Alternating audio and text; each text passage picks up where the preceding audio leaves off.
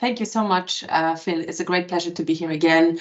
And I think we can all agree at the University of Kent, we are very lucky to have you and the IT team, to sort of like encourage everyone who does online pedagogy to meet on those very nice webinars and be part of it. And they're always very successful. So thank you so much for having me again.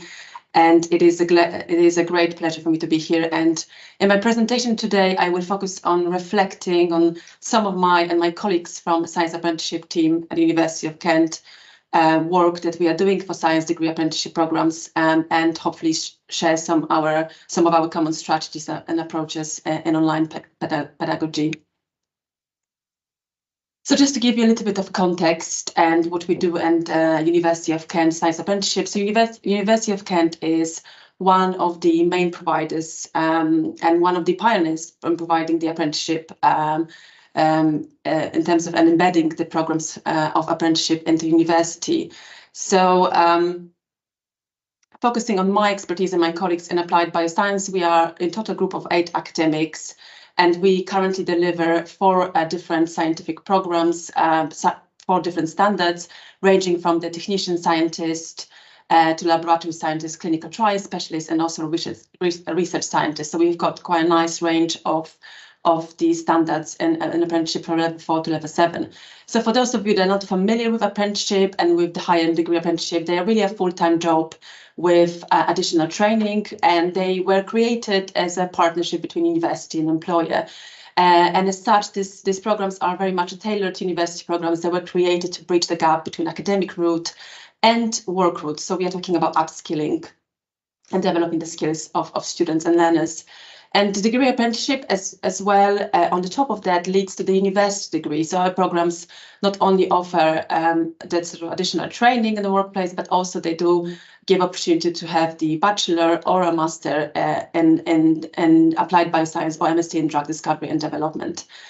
How does it work in terms of from the learner's perspective? So 80% of the time learners spend in the workplace. So that's 4 days per week they are working, and one day per week, so 20% they are using to really study with university. And university then provides the materials and really organized online sort of strategies how to teach students important knowledge, skills, and behavior associated with the standards. Here is also a link of all the other apprenticeship that University of Kent is also running. So in our online pedagogy, we really are sort of converting and replacing the in-person training and conventional learning, in-person learning, with the online learning, flexible learning, and we are using the virtual reality as well to enhance that learning, which I will be talking about later. So how do we deliver our teaching to our apprentices, students? We use a blended learning approach. So where we really use a mix of the asynchronous learning techniques and synchronous learning techniques. So in terms of the synchronous learning techniques, we deliver a face-to-face block of teaching in our programs. So that normally happens as an annual event when students come to the campus, and then 35 hours off in a hybrid mode at the moment. So 4 days is face-to-face and 1 day is currently online. For other programs is more, but roughly 35 hours per week is face-to-face teaching that we connect with our learners. And also we use live sessions, via MS Teams platforms to really sort of like introduce the synchronous other elements of the teaching. But quite heavily, we are relying on the asynchronous element of digital pedagogy. And then that's what we do is basically we use pre-prepared study guides that we embed in the Moodle platform. So students really can reach those study guides anytime they want and anytime they can, so to allow for maximum flexibility. So in terms of like when I was preparing for this talk, I found quite a lot of nice online resources giving you a lot of tips how to really, perform the best practice for teaching online. And as you can appreciate from this picture here, it is quite a complex process, and quite often majority of the key challenges that are associated with online pedagogy and teaching online is how to establish a successful teacher's presence as an educator in that environment. And I think that's one of the things that is really impacting how students engage, how do we deliver learning objectives, and how do we really teach students. So I think one of the key things I've noticed from sort of my practice and my colleagues in science apprenticeship programs is that we really need to focus on the center of online pedagogy, which really is who is our learner, who is our student. So for the context of our learners, 80% of practical knowledge is delivered for the employers, and then each environment students are really may differ. So it is very important to firstly understand, who are our students, who is our learner, what are they doing. They're not going to have the same experience. They're going to have quite a different experience in terms of workplace, and it's very important for us to understand what are the key differences and how can we then use those differences to really design inclusive pedagogy. And I think for the perspective of the science apprenticeship, one of the key challenges we noticed that some of our students, the majority of our students, do come with their work experience, laboratory work experience, and they're lab-based students as such. But the small cohort, nevertheless significant cohort, is the students that don't have any laboratory experience. And that it was one of the key challenges that we noticed, that not every assignment can really map to those students, and then they create some sort of challenges and barriers. So really setting the learning objectives that are achievable for the mixed cohort of students is one of the key things. So really understand your learners, who are they and what they're doing and where they are. And then accordingly adjust teaching to the needs and background of the students is one of the successful things that we've noticed with our experience of teaching science apprenticeship. The other element that is really important is how can we really improve the connections between the learner and the lecture? How can we bring the lecture and learner closer in the online sort of environment? So I think one of the key things from perspective of our science apprenticeship is to understand the connections that our learner experience when they're joining our program. So who they really talk to, who they interact with university. So in terms of the science apprenticeship, it's not only academics that they interact with, but obviously in terms of the teaching, majority of that goes to academics, but there's also employers and work mentors that influence the teaching and learning. So it's very important that we connect with them as well. And also apprenticeship advisors. Apprenticeship advisors are doing amazing job with keeping the progress of students, making sure that students really really retain in the program, and are actively meeting with them for reviews, what they're doing, and it's very much planned in the training plan as well of the students.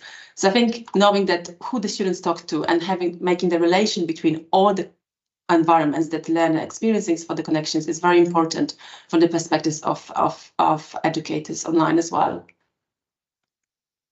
So there are various ways of engaging with students. Obviously, one of the key things, as I mentioned, is meet and know your learner, because that only by knowing them, you can really introduce some effective ways of engaging with students. But here I have highlighted some few approaches that we use and I use in my sort of pedagogy for students. So we can use the MS Team channels to bring one cohort closer. So for our students, for example, we've got 4 intakes per year. So quite often the students can join, in the academic year, you've got sort of one academic year starting September, but this is much more complex in terms of apprenticeship. We've got 4, students can join 4 times in a year, which means that quite often they are not synchronized where they are in terms of program and study guides. And if we want to deliver some live session, we have to make sure that we really connect appropriately with students. So I've been using the MS Teams channels to really bring the cohort that is sort of like in a similar progression in terms of content and in terms of module. And by using that, I can only, set up the particular channel with those students and invite them and then share materials with them, but also connect them. Sometimes it's a matter of having just a thumb up in the chat saying, yes, I received the extra learning materials, and building this relation. I think it's really successful with, students responding to the channel and being able to connect with other learners as well. They don't necessarily know. The other thing is obviously, we make the maximum use of we can from the e-learning platform Moodle. So we can encourage discussion online, and we can use forums for that. And here on the right side, you can see that there's discussion forum attached to one of the weeks of study, and then I put the question here, and then there are responses from the students, and then you can also everybody can see it, and I can respond as well, so we can connect with the discussion forum as well of the students. The other thing is live sessions, and here I've introduced something called Journal Club. Obviously, that can be quite specific for the science apprenticeship programs, where we discuss the papers, scientific papers, we discuss research methodologies, But they seem to be very successful in bringing students together. I think they are presenters and they discuss the particular paper, and then also they engage in discussion, asking themselves questions. The other thing that we do overall as academics and a science apprenticeship, we provide the revision sessions. Again, these are the 4 time sessions per year, and then we can see quite successful engagement from students, because obviously before the exams, there's quite a lot of interest in those sessions. So, you can break and you can introduce the monotony of online learning with a lot of various different techniques. The other one is also tailored assessment. Make sure that your assessment is really matching what you're expecting from students. As we said, there might be 2 different cohorts, and then so the get to know your learners is very important in that approach as well. So the importance of assessment method is something that is becoming a very hot topic as online educators, and the rise of artificial intelligence is becoming challenging to deliver assessments, online pedagogy that are risk-free in terms of integrity, but also, to allow for the design of assessments, they are also engaging for students. So assessment integrity is really becoming a challenge for many universities, and universities stopped face-to-face examination with the COVID-19 pandemic, and the guidance for the Quality Assurance Agency for Higher Education says that while unseen in-person invigilated exams do protect integrity, the method would reverse much recent progress around accessibility, and it's not authentic. So really, we have to think about what methods we are using, really, and we have to consider what are the risks in terms of artificial intelligence as well. So I think that one of the bits we do is sometimes looking at assessment patterns. Do we really need exams to assess students? So in one of the programs I'm involved in, master research scientist level, I've sort of really removed exams and replaced them with journal clubs assessment. So students now, through the oral presentation and MS Teams, discuss the papers and really show the critical thinking in the area, and then I'm able to assess them instantly. And and that's something that is really avoiding any problem with the artificial intelligence as well. Essay, obviously, we can offer more tailored assessments. As I said, for laboratory, non-laboratory based students, I offer now for pharmacology quite different assessment. So for those that are not in laboratory based environment, they have to perform online experiment to get those sort of learning objectives. And also we can incorporate live elements to our assessment. So for my summative assignment for the pharmacology module, I added the element of the poster presentation, where students now can connect the VR in the VR virtual reality center and then present the posters there as well. So technology and education is something that is really coming our way. It's been there for a while. In 2019, the Department of Education published a policy paper that we have to use the technology to engage students, improve accessibility, and improve students' outcome. So really, the key players in online pedagogy is using digital technology. So we can use, as I mentioned, e-learning platforms. We can use VR and AR platforms, which I will show you later what we have done so far with this.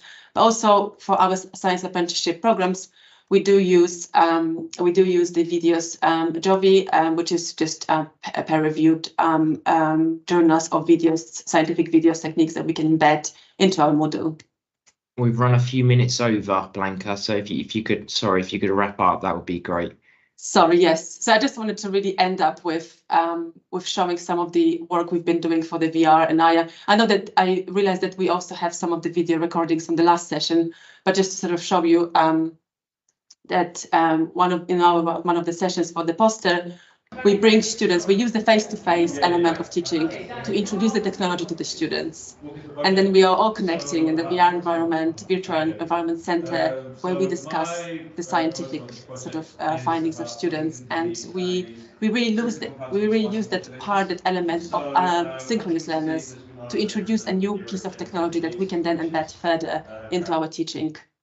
So the sort of dream is to, obviously student satisfaction is very important, and we had a very good positive results, but the real dream is to develop a digital virtual center that we can populate AI avatars and really invite students to engage with us 24 hours, 7 days a week. That would be the dream to really, and we are developing more into that project at the moment. So thank you so much. Sorry for running over.